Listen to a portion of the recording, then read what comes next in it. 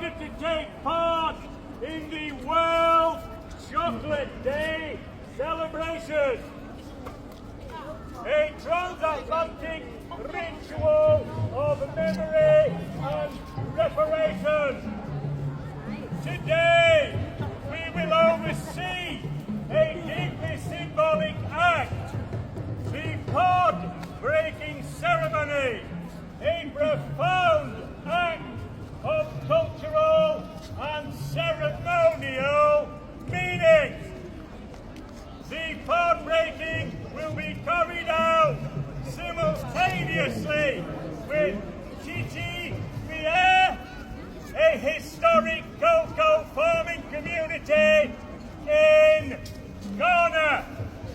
A procession will thread through the city, led by, all over at the back, African royals and dancers and drummers.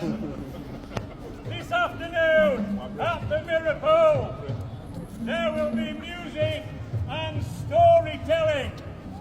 We want all of you to come and join in, make merry, dance and enjoy this rare ritual exchange in our wonderful city of diversity and culture.